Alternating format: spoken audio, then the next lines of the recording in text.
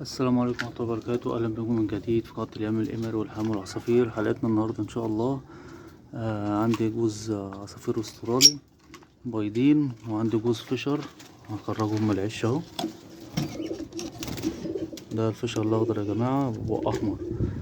ده إيه المشكلة من الفيديو بتاع النهاردة؟ المشكلة بقى اللي أنا هوضح لكم حاجة. جوز الفشر ده كل ما يبيض ويطلع زغلوله بتموت. هنفتح العش أهو،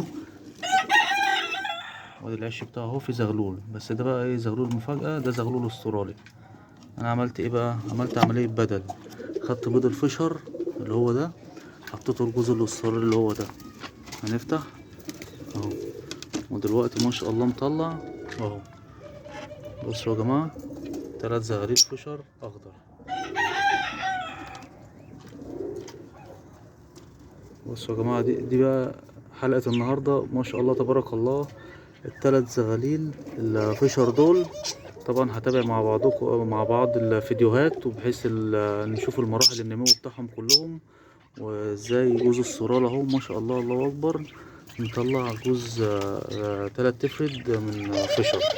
طبعا تأكيل مظبوط، صحة مظبوطة ما شاء الله. المعدة مليانة بتاعتهم، جسمهم مش معضم. يبتدي الريش يطلع ان شاء الله. ده من الجوز الاسترالي. طبعا البيض الاسترالي كان فيه كانت بيضة 3 بيضات، بيضة اتكسرت، والبيضة التانية حطيتها تحت الفشر وطلعها وبيأكلهم.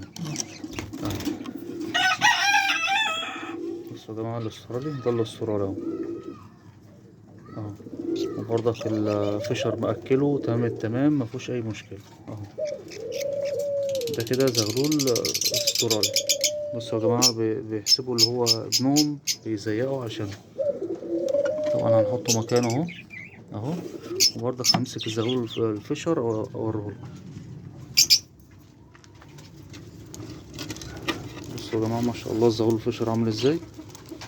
ادي ده زغلول فشر اهو، منقار اهو. هو يعتبر بالظبط زي الاسترالي، بس ده ايه، حجمه بيبقى اكبر، منقار بيبقى اكبر اهو. بصوا يا جماعة، بصوا المنقار عامل ازاي، منقار فشر اهو. وطبعا عشان ما تقولوش انا بضحك عليكم ولا حاجة، طبعا ان شاء الله هصور يوم بعد يوم الزغاليل وهي بتكبر، وهتشوفوا الريش وهو بيكبر، وهتشوفوا كل حاجة على الطبيعة اهو. بصوا يا جماعة اهو. طبعا انا عملت كده ليه؟ عشان الزغاليل الفشر دي يعني كذا بطن من الجوز الفشر ده يكبروهم السن ده وتلاقوهم ماتوا. فانا قلت بقى ايه، اعمل الحركه دي، بس بقى في ايه شروط للحاجات زي كده.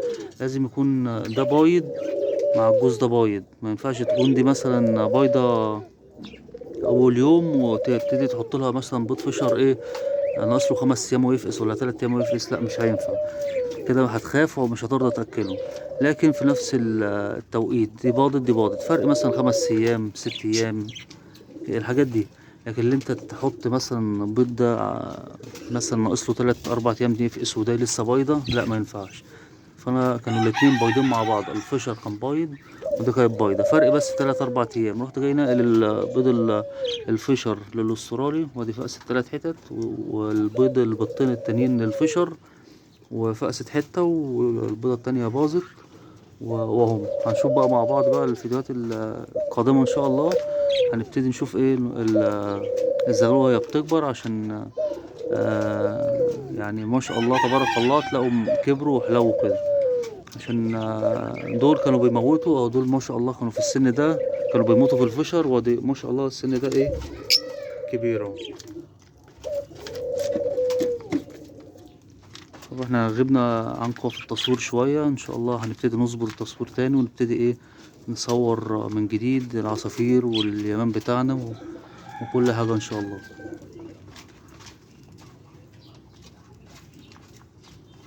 ده برضك جوز استرالي عندي بفلل، الدكر بفلل والنتاية بطفت في دماغها اهو. بس دول لسه ايه بيجهزهم. النتاية بتخش البياضة، بتبتدي تحضر اهو، بس لسه ايه ما باضتش. بس هي يعني ايه في وقت التحضير، هي خلاص مناخيرها ايه بني خالص مجهزة. طبعا انا جايبهم شكل بعض عشان ما شاء الله يعني ايه التواب بتطلع زي بعضها، مش لاقي نتاية نفس طوب الدكر ده.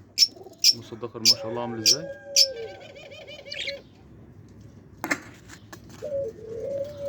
ودي طبعا نتاية فيشر اخضر برضك كنت جايبها بس دكرها طار.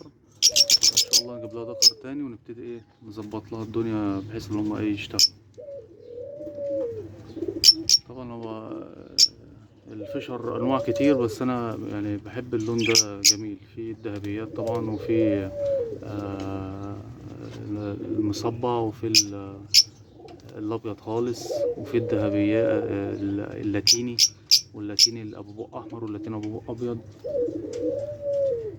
في فيشر طبعا انواعه كتير وبيتش.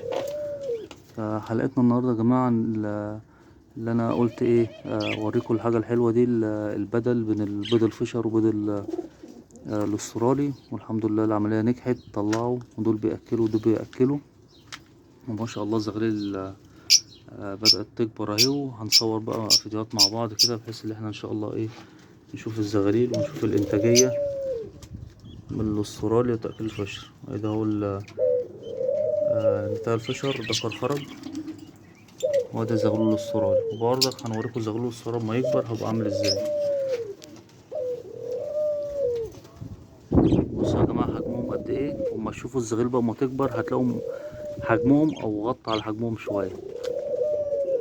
حاجه حلوه ولذيذه برضك وفكره حلوه، واللي عايز يجربها يجربها. انا مجربها عمل اهو قدامكم بحيث ان احنا نشوفها مع بعض.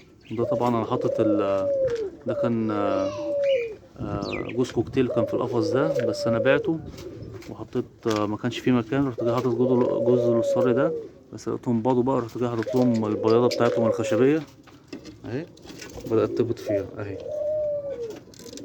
لما لقيتهم باضوا بقى كسلت بصراحه ايه انقلهم في قفص تاني ادام باضوا كده.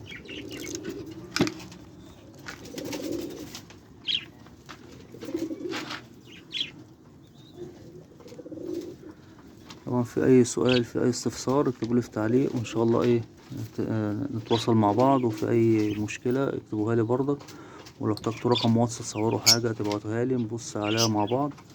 مفيش اي مشكله. طبعا في الفشر الدكر بيبقى اقل من النتاية اللي على الشمال دي اهي، والدكر اللي على اليمين. طبعا الدكر بيبقى قليل جسمانية عن النتاية بتبقى عريضة وكبيرة وبين رجليها كده بتبقى أوسع شوية عن الدكر اهو. بصوا يا جماعة الفرق واضح واضح يعني بزيادة يعني النتاية اللي قدام والدكر اهو اللي ورا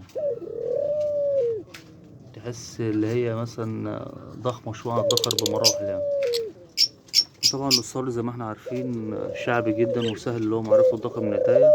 الدكر بيبقى مناخيره زرقاء والنتاية بتبقى مناخيرها بني، بس في بعض الألوان الفاتحة بيبقى الدكر مناخيره بنفسجي والنتاية بتبقى مناخيرها بيضة مايلة للبني شوية. ده طبعا دكر استرالي دكر كوكتيل عفوا دكر كوكتيل شاب بس خلاص بدأ يصفر وبدأ وشه يوضح، الصفار اللي فيه يوضح لحد ما يتم الصفار الكامل.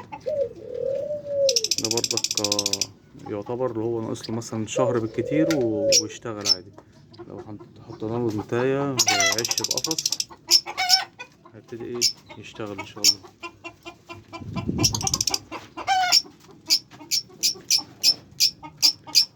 طبعا هنوع لكم في الفيديوهات مرة على اسم القناة تربية اليمام والحمام والعصافير، مرة يمام مرة عصافير مرة فيشر مرة كوكتيل مرة نطلع الغابة ونصور. وادي برضك اهي اوريكم برضك توحشتوا اليمام بتاعه اهو. دي طبعا ما شاء الله دي نتاية مطلعة قص زغليل اهو ولسه بايضة اهو بطين اهو. طبعا هنعمل فيديو ليها وان شاء الله ايه نبقى مع بعض بقى ونتواصل من جديد ان شاء الله بامر الله. هي كانت فترة كده. كان في برضك قص الصورة تاني هوريهولكم. ده دكر ليموني ودي نتاية بنت الجوز الزرق اللي انا وريتهولكم في الفيديو في الاول. دي بنتهم طالعة شكلهم وطالعة بطفر كده زي امها. ده الدكر ده شغال والنتاية لسه على وش شغل بس خدوا بعض وبيلاقوا بعض والنتاية بدأت تخش العش من خربونا اهي. ونبتدي برضك ايه هنصور مع بعض ونظبط الدنيا. طبعا ما تنسوش بقى اللايك والشير والاشتراك في القناة ليوصل كل جديد. شكرا لكم والسلام عليكم ورحمة الله.